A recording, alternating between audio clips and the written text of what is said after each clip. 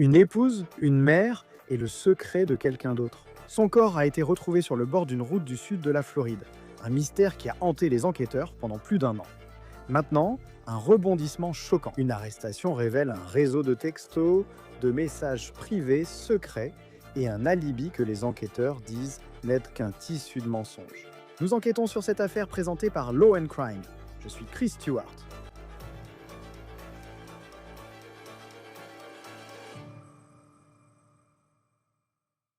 C'était le genre de choses qu'on ne peut pas oublier. Le 28 octobre 2024, plusieurs appels au 911 ont été passés aux autorités du comté de Palm Beach, en Floride. Une femme saignant de la bouche, inerte, sa propre voiture à quelques mètres, son corps au milieu de la route.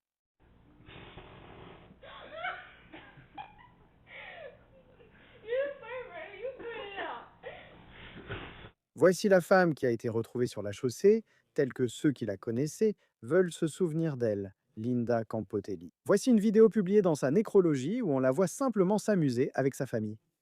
Linda a grandi à Miami, c'était une élève brillante. Elle a obtenu une bourse d'études à l'université de Miami. Et pendant une décennie, elle a travaillé comme infirmière diplômée. Elle a rencontré son mari, alors interne en médecine, et ils ont fondé une famille avec 2 enfants, puis ont déménagé au nord de Miami dans le comté de Palm Beach. Et c'est là qu'ils ont vécu, dans la communauté de Wellington. Dans la nécrologie de Linda, les gens se souviennent d'elle comme de quelqu'un qui a vécu sa vie avec passion. Alors, sachant tout cela, comment quelqu'un qui est aimé par tant de personnes et qui a consacré sa vie professionnelle à prendre soin des autres, a-t-il pu finir mort de cette façon? Le 18 octobre 2024, vers 22h20, le bureau du shérif a commencé à recevoir plusieurs appels au 911 concernant une femme sur la chaussée au niveau du 6000 de Lyons Road, dans la région de Western Lake Worth Boyden. Cela se situe sur Lyons Road, entre Lantana Road et Ipaluxo. Les appelants ont signalé au 911 une femme inconsciente sur la chaussée près d'un Chevrolet Tahoe blanc. Le véhicule près duquel la police a trouvé son corps appartenait à son mari. Et c'est ainsi que les autorités ont compris que c'était Linda qui avait perdu la vie. Les circonstances de sa mort, je vous préviens, sont dures à raconter.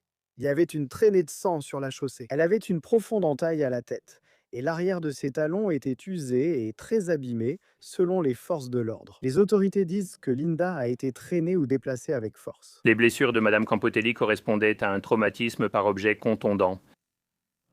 Elle a ensuite été transportée au bureau du médecin légiste du comté de Palm Beach, où un examen médico-légal a été effectué. Et avec cet examen, ainsi que les informations dont nous disposions au bureau du shérif, l'affaire a été classée comme un homicide. À l'intérieur de la voiture, il y avait des taches qui semblaient indiquer que quelqu'un avait été dans ce véhicule, et il s'agissait d'une personne qui aurait tenté d'effacer du sang. Les agents ont écrit que le véhicule était toujours en marche, toutes les portes étaient fermées. À 8 mètres de là, ils ont trouvé un téléphone portable, et ce téléphone appartenait à Linda. Un nouveau message de son mari était sur le téléphone, envoyé 1 heure plus tôt. Linda et son mari vivaient à environ 13 km de l'endroit où son corps a été retrouvé. Les détectives sont allés chez Linda. Quand ils ont frappé, son mari a ouvert, semblant à peine réveillé. Et il leur a dit que Linda avait quitté la maison vers 7h30 ou 8h et que son intention était d'aller dîner avec des amis. Les données du téléphone portable ont montré que le téléphone de son mari était à leur domicile pendant l'absence de Linda, ce qui l'écarte comme suspect, un alibi très solide. Alors que les détectives poursuivaient leur enquête, ils ont parlé à quelques amis proches de Linda. Et ceux-ci ont mentionné qu'elle aurait pu avoir une relation amoureuse avec quelqu'un d'autre, un ancien collègue nommé René Pérez. Maintenant, avant de parler de René, nous devons parler de ce qui a été trouvé sur la banquette arrière du véhicule de Linda. Il s'agissait d'un Chevy Tahoe. Donc l'espace à l'arrière était assez grand pour 2 personnes, selon les adjoints du shérif. Et dans cet espace, avec les sièges rabattus, il y avait un drap médical ultra absorbant. Au-delà de cela, en examinant le téléphone de Linda, ils ont remarqué autre chose qui avait disparu avant l'arrivée des adjoints. Il y avait une image sur le téléphone de Linda qui montrait une couverture ou une nappe posée sur ce drap médical. Et cette couverture disait apparemment, je cite, « Joyeux anniversaire ». J'espère que ton anniversaire sera extraordinaire. Mais lorsque les adjoints ont examiné l'endroit où ils venaient de trouver le corps de Linda, ce drap avait maintenant disparu. Les preuves montrent que M. Pérez et Mlle Campotelli se connaissaient depuis longtemps et avaient déjà travaillé ensemble. Ils entretenaient une amitié continue.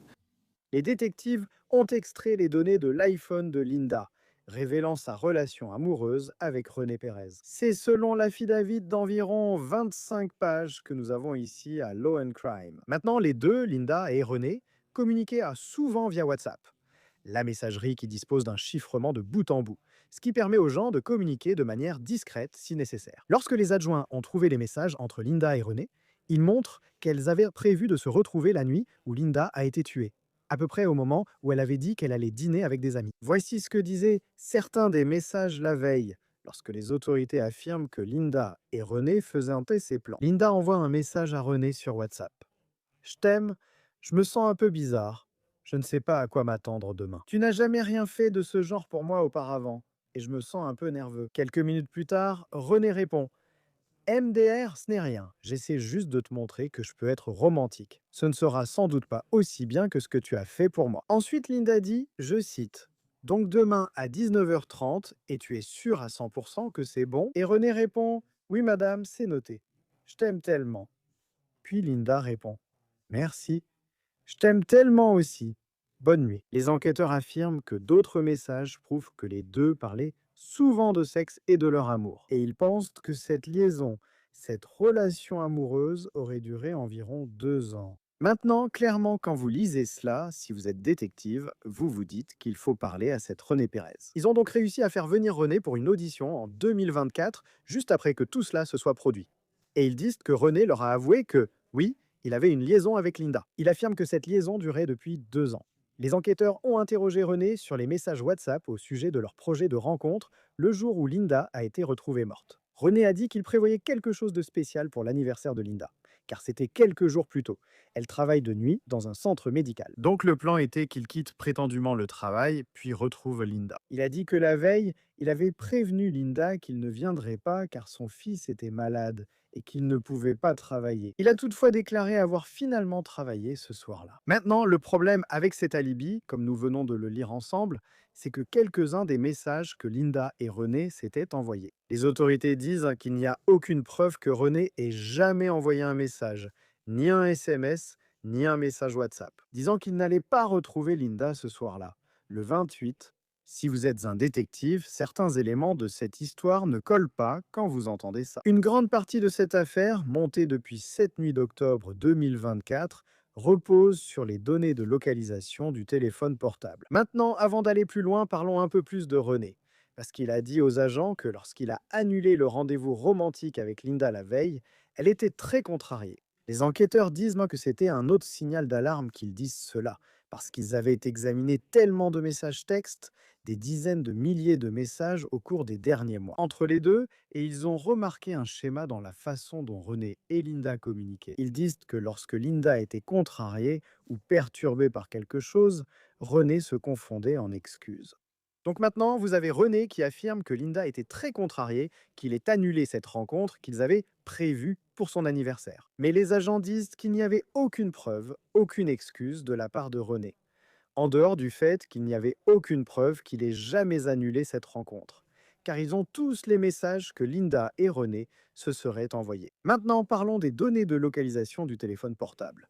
René a dit aux agents qu'il partage sa localisation sur son téléphone principal avec sa femme. Donc, quand il rencontrait Linda, il laissait son téléphone principal derrière lui pour que sa localisation ne montre pas où il allait. Il explique qu'il avait un second téléphone pour être joint par son travail, notamment si son absence nécessitait son retour au centre médical. Maintenant, la nuit où il a dit qu'il était au travail tout le temps, les détectives disent donc qu'ils ont une vidéo de surveillance montrant René quittant le travail vers 18h24. Son téléphone principal qui indique à sa femme où il se trouve a été laissé derrière, selon les agents. Des heures plus tard, à 23h52, René est retourné au travail. Les agents affirment qu'il se dirige vers une poubelle à son retour sur la vidéo et semble y jeter quelque chose. Selon les forces de l'ordre, il n'est toujours pas clair ce qu'il aurait pu jeter à la poubelle. Les agents ont aussi noté qu'à son retour au travail, René portait un certain type de chaussures. Ensuite, lorsqu'il est entré au travail et qu'il est ressorti un peu après minuit pour rentrer chez lui, il portait une autre paire de chaussures. À ce jour, les adjoints disent ignorer où est la première paire.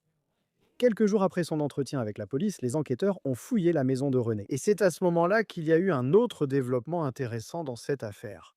Car René avait un nouveau téléphone, même numéro, mais un appareil différent. René a dit avoir perdu son téléphone et en avoir acheté un nouveau au magasin. Les adjoints, dans cette affaire, avant de continuer, je dois préciser qu'ils semblent avoir beaucoup de preuves contre René. Et pas seulement des soupçons. Littéralement, ils ont des preuves parce qu'ils disent avoir obtenu la vidéo de surveillance du magasin ATT et ils ont vu René partir avec l'ancien appareil dans une main et son nouveau téléphone dans l'autre. Ce nouveau téléphone contenait de nombreuses données transférées de l'ancien. Mais les adjoints disent qu'apparemment tous les messages que René et Linda s'étaient envoyés, ils étaient sur l'ancien téléphone. Ce qui signifie apparemment que René les a soit supprimés, soit qu'il n'a pas transféré ces informations exprès. Les forces de l'ordre dans les dossiers judiciaires que nous avons disent que la version de René concernant le téléphone était, prétendument, c'était un mensonge. Maintenant, l'histoire de René, comme vous pouvez le constater, elle est douteuse pour ne pas dire plus. On constate que les autorités ont pris leur temps dans l'enquête, malgré les incohérences sur l'endroit où René disait être la nuit de la mort de Linda et les éléments concernant son téléphone portable. Au cours de cette enquête qui a abouti hier, ils ont effectué des recherches vidéo approfondies, interrogé d'innombrables témoins et recueilli de nombreux éléments de preuves scientifiques. Tout au long de l'enquête, ils ont rédigé plus de 50 mandats de perquisition en lien avec cette affaire, analysé des centaines et des centaines d'heures de données téléphoniques et effectué un travail analytique sur tous les téléphones portables impliqués. Alors souvenez-vous, Linda est décédée en octobre 2024. Et pendant plus d'un an, les forces de l'ordre ont continué à travailler sans relâche sur cette affaire. Mais ensuite, en janvier 2026, il semble qu'un élément de preuve majeur soit apparu, ce qui a fait passer cette affaire à un niveau supérieur. Parce qu'en janvier, une analyse est revenue concernant un numéro de téléphone se terminant par 2154. Et ce téléphone, selon les forces de l'ordre, était un téléphone jetable, prétendument de chez Cricket Wireless. Et les adjoints disent qu'ils ont pu relier ce téléphone jetable à René. Ils rappellent que René a mentionné avoir deux téléphones, principal et secondaire, sans évoquer de téléphone jetable. Les adjoints ont constaté que ce dernier était enregistré sous un faux nom. Les détectives ont lié le téléphone à René car il l'aurait utilisé au travail. Et le jour où Linda s'est morte, ils disent qu'ils ont relié le numéro du téléphone jetable aux données de localisation de sa voiture. Puis entre 19h30 et 23h, le 28 octobre, les adjoints affirment que le téléphone jetable de René et le téléphone de Linda étaient actifs sur le réseau sans fil ATT, montrant qu'ils étaient proches l'un de l'autre, ce qui placerait prétendument René sur les lieux avec Linda. L'analyse des téléphones portables. Donc, avec la technologie, nos enquêtes ont changé de façon drastique. Au cours des 11 dernières années, j'ai fait partie de ce groupe. L'analyse des téléphones portables prend beaucoup de temps et il y avait un élément de preuve clé en particulier qui n'avait tout simplement pas été identifié jusqu'à récemment grâce à ce travail d'analyse. Rappelez-vous que lorsqu'on travaille avec de l'électronique et des choses de ce genre, cela dépend de beaucoup de facteurs, non seulement de ce que nous pouvons faire, mais aussi sur ce que les différents fournisseurs nous donnent et le délai dans lequel nous recevons ces informations. Les adjoints disent avoir aussi trouvé l'Apple Watch de Linda sur place et affirment qu'il y avait du sang des deux côtés, ce qui pourrait indiquer une lutte violente dans le véhicule. La semaine dernière, au cours de l'enquête, lundi, un mandat d'arrêt a été signé par un juge du comté de Palm Beach, inculpant M. Perez de meurtre au premier degré et de falsification de preuves. Mardi, il a été placé en garde à vue par nos partenaires fédéraux du service des Marshals à Miami. Il a été transféré à la prison du comté de Palm Beach, où il est maintenant détenu. René Pérez a été arrêté par les US Marshals à Miami, qui l'ont ramené dans le comté de Palm Beach, en Floride. Il a été inculpé de meurtre au premier degré et de falsification de preuves. Le voici à sa première comparution devant le tribunal de Palm Beach, dans une vidéo de WFLX TV. Les adjoints du shérif disent qu'il n'a fait aucune déclaration depuis son arrestation et le mobile de son crime présumé n'est pas clair. Nous accueillons maintenant l'ancien commandant de la police de Chicago, Will Svilar, pour discuter de cette enquête sur Law on Crime. Il semble que René Pérez était le suspect dès le tout début dans cette affaire, simplement d'après l'histoire qu'il racontait. Il aurait été dans une relation amoureuse avec la victime, mais il y avait des incohérences dans son histoire dès le début. Pourquoi, selon vous, l'arrestation n'a-t-elle pas eu lieu avant 2026? Donc, ils ont dû constituer leur dossier contre ce type. Je veux dire, il y avait des heures et des heures de relevés téléphoniques qu'ils devaient obtenir. D'abord, il faut les obtenir. Donc, il faut rédiger vos mandats. Vous devez attendre que la compagnie de téléphone vous fournisse toutes ces informations. Ensuite, il faut tout rassembler, ce qui dépend du type de communication. Ce n'est pas seulement entre eux, il s'agit aussi de suivre les localisations. Donc maintenant, vous parlez de mandat de perquisition après mandat de perquisition. Vous rédigez des mandats pour les antennes relais. Non pas une, mais plusieurs antennes relais et la direction du déplacement. D'un point de vue criminalistique, analyser toutes ces données est un cauchemar. Et cela prend énormément de temps, sans preuve physique directe, sans déclaration ou sans une vidéo accablante prise sur le fait. Il faut parfois longtemps pour examiner toutes ces preuves. Je veux dire, le document de cause probable faisait, je crois, 25 pages, ce qui est long, tu sais, comparé à ce qu'on voit habituellement. Et ça semblait vraiment complexe. Il parlait de toutes les antennes relais. Il semble que le téléphone jetable aurait indiqué qu'il avait laissé son portable principal au travail, tandis que le jetable était avec celui de Linda, allant dans leur direction cette nuit-là. Mais est-ce vraiment solide? Un avocat de la défense pourrait dire, vous reliez ce téléphone à lui, mais vous ne prouvez pas qu'il le tenait. Comment construisez-vous votre dossier, sachant qu'en tant qu'enquêteur, vous pourriez simplement penser que ce type est coupable? Un enquêteur ou un avocat pourrait dire que le téléphone bouge et qu'on ne peut pas prouver sa présence. Vous pouvez toutefois le prouver par une vidéo. Il devait donc exister une vidéo de surveillance sur le trajet du téléphone ou montrant celui-ci en mouvement. Voici comment procéder. Son téléphone et celui de la fille sont ensemble. Il se déplace dans une direction. Cela finit là où la fille est retrouvée. Maintenant, vous voyez son téléphone repartir dans une direction. Ensuite, vous récupérez la vidéo où on le voit sortir d'une autre voiture ou peu importe comment il revient là-bas.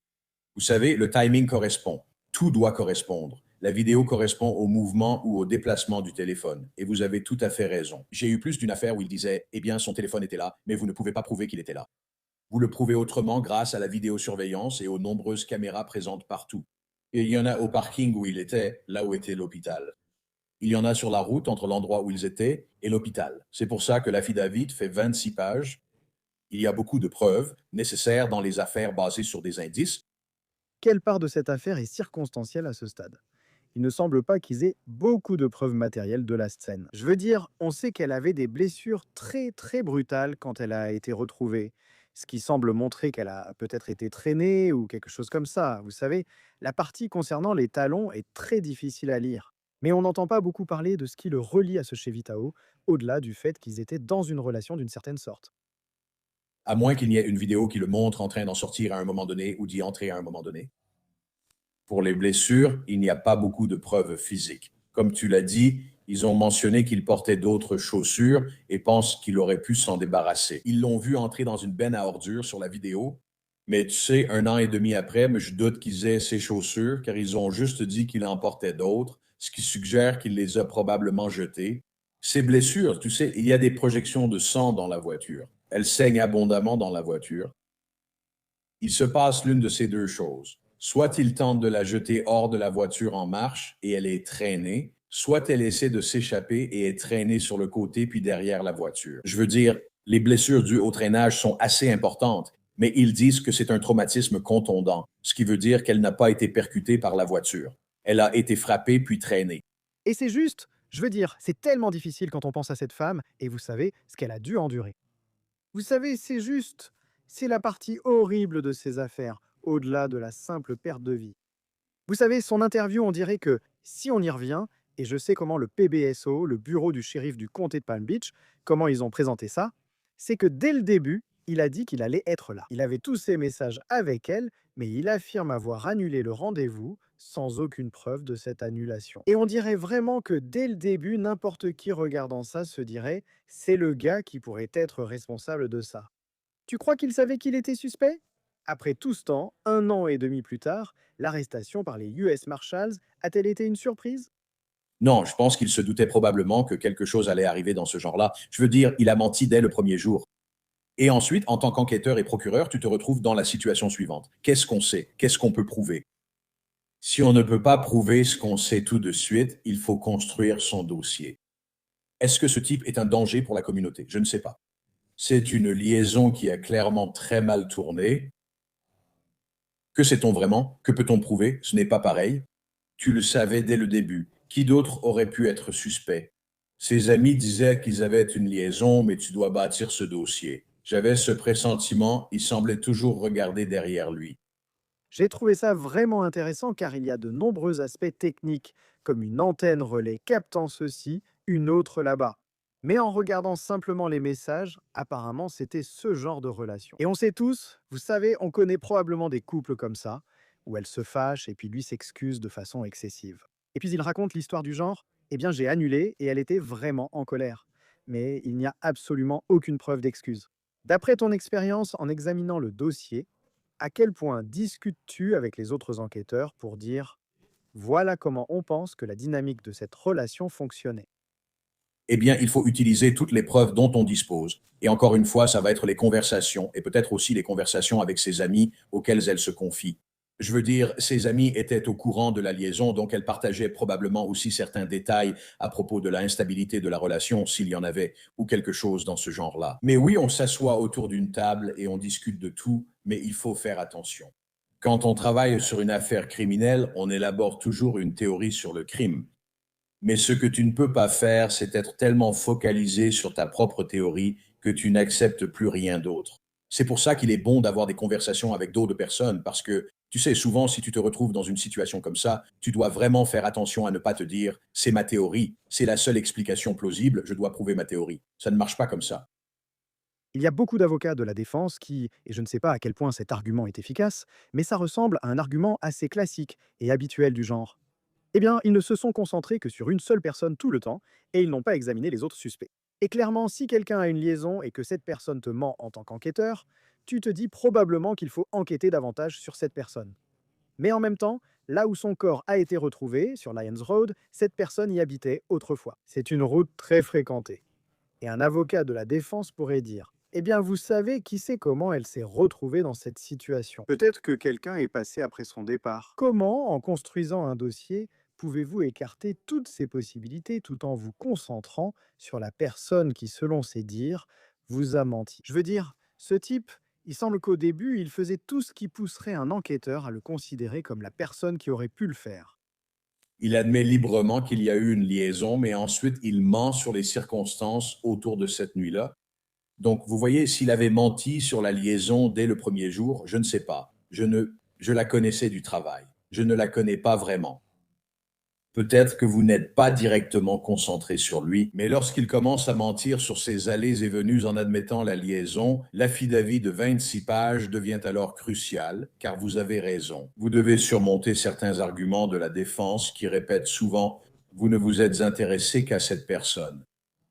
Parfois, cette personne est le seul suspect, et c'est assez clair dès le début. Vous n'écartez pas les autres pistes, mais vous construisez votre dossier. Au fur et à mesure que votre dossier se renforce, vous écartez la possibilité que ce soit quelqu'un d'autre. Tout cela figure dans la déclaration sous serment de 26 pages où ils expliquent que c'est lui pour plusieurs raisons. On dit souvent qu'on a des preuves, mais le PBSO a vraiment les reçus. Surtout le passage de ce gars chez ATT, où l'on voit comment ils ont réfuté certains des mensonges qu'il aurait prétendument racontés, comme oh, j'ai perdu mon téléphone.